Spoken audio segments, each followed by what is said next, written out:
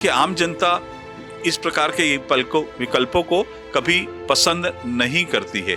सोने को एक साल नहीं खरीदना, ये बात कुछ मन में नहीं उतर रही है। कभी भी नहीं हो सकता है कि सोना खरीदा ना जाए।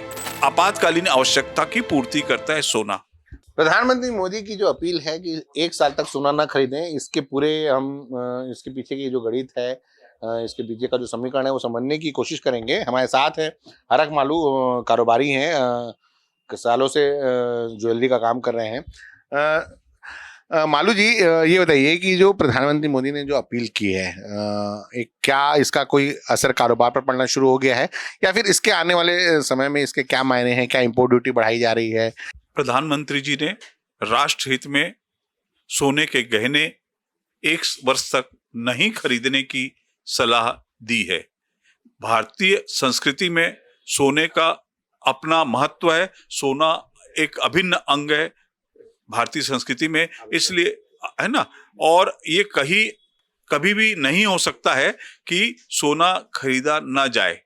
ठीक है, आपने जो कहा है उसको जनता उस हिसाब से लेगी, पर इसके पीछे जिस प्रकार की अफवाहें चल रही है, इंपोर्ट ड्यूटी बढ़ेगी या सोना के ऊपर फिर से कुछ नई नीति आएगी मोदी जी की, हो सकता है उसके पीछे उनका कोई विचार हो, निश्चित तौर पर कोई योजना होगी।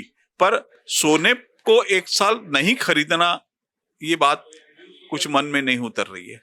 कारोबार के सिलसिले में अगर नजर डालें, चलिए पब्लिक की हित की बात हो, चाहे वो विदेशी मुद्रा को लेकर जो उन्होंने तर्क दिया कि विदेशी मुद्रा ज्यादा से ज्यादा इस्तेमाल होती है सोना के खरीदने में, व्यापार पर कितना असर पड़ेगा? अगर आप एक चीज संभालने जाओगे तो कहीं ना कहीं जो सोने के कारोबार से जुड़े या सराफा कारोबार से जुड़े लोग हैं उनके ऊपर तो काफी पड़ेगा। खाली ज्वेलर्स ही नहीं, वहाँ काम करने वाले कारीगर, सोना ज्वेलरी बनाने वाले कारीगर, उन पर कितना असर पड़ेगा? क्या उनकी चीजें प्रभावित नहीं होंगी इसको? देखिए, पूरा सराफा बाजार प्रभावित होगा इससे, क्योंकि हर सराफा पे कई लोगों की आजीविका निर्भर है और उनको प्रति माह वेतन है।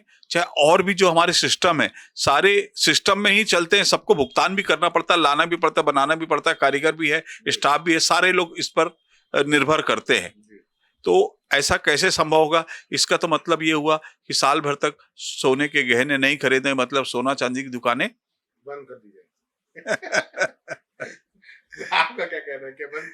नहीं, ऐसा कोई निर्णय सराफा ने नहीं लिया है। और अभी आज जो अपील हुई है मोदी जी की, इसका असर बाजार में क्या होगा, कैसा होगा, ये तो आने वाले समय ही बता पाएगा। एक और मैं पूछना चाहूंगा कि जो बात होती रही है कि सराफा कारोबार में इंपोर्ट ड्यूटी की बात हो, जो अफवाह चल रही है अभी इंपोर्ट ड्यूटी बढ़ाई जाएगी, एक सिस्टमेटिक सारी चीजों को सिस्टम में लाने की तैयारी चल रही है कारोबार को, उसको लेकर क्या है आपका? निश्चित हम प्रधानमंत्री जी के इस योजना का स्वागत करते हैं।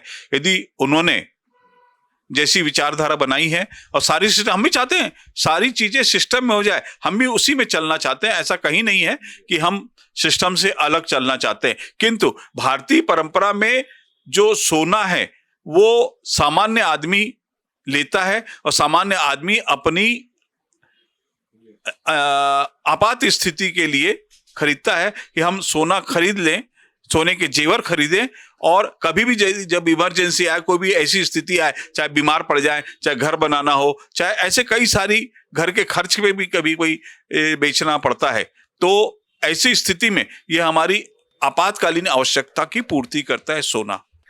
सॉवरेन गोल्ड लोन हो या फिर गोल्ड ईटीएफ की बात हो, एक विकल्प के तौर पर इसकी बातें चल रही हैं कि विकल्प के तौर पर इसका इस्तेमाल किया जा सकता है, इसको लेकर क्या है? देखिए, आम जनता इस प्रकार के विकल्पों को कभी पसंद नहीं करती है। उन्हें तो सोना हाथ में दिए और पैसे चाहिए, ये बात बहुत स्पष्ट रहती है कि वो उनका सारी चीजें प्रूफ रहती है। क्या है सॉवरेन गोल्ड बॉन्ड सिस्टम, क्या है? देखिए, बॉन्ड का जहां तक प्रश्न उठता, अब सरकार ने भी गोल्ड बॉन्ड निकाला था, बाद में उसको बंद किया और फिर अभी चालू कर दिया है, सुन रहे हैं, है ना। तो ये सब चीजें पेपर गोल्ड है। ये तो पेपर गोल्ड पे कितना भरोसा किया जा सकता है? चाहे सरकार हो चाहे व्यापारी चालू करे, उस पर कितना भरोसा किया जा सकता है? भरोसा कैसे होगा जब व्यापारी को नहीं होता? जब हमें भरोसा नहीं है उन बातों पर, तो व्यापार हम अपने ग्राहक को कैसे विश्वास दिला पाएंगे? तो ये हरक मालू जी थे और इन्होंने बताया कि जो भी विकल्प, चाहे मोदी जी की अपील है उसके बाद अगर हम सारी चीज़ों में जाएं, चाहे वो कारोबार पर प्रभाव, तो जाहिर सी बात है कि अगर 1 साल तक सोना नहीं खरीदा जाएगा और सराफा का पूरा कारोबार ही सोने की खरीदी बिक्री पर निर्भर करता है, तो प्रभाव और सोना ना खरीदने से पूरा कारोबार ही प्रभावित हो जाएगा। ये हरक मान लो हरक जी एक काम कर सकते हैं, हम सोने की खरीदी, सोने के गहने की खरीदी को कम कर सकते हैं। ये संभव है, सोने की खरीदी कम कर सकते हैं। आम आदमी जो अपनी बचत के अनुसार ही सोना खरीदता है, उसको वो कम कर सकता है, क्योंकि और दूसरे खर्चे भी बढ़ते हैं। तो सोने की खरीदी को, इसका विकल्प है, सोने की खरीदी को कम कर सकते हैं हम। उससे कारोबार पर प्रभाव नहीं पड़ेगा। अभी लाइट वेट ज्वेलरी इतनी आ गई कि अपने बजट के अनुसार हर आदमी लेता है।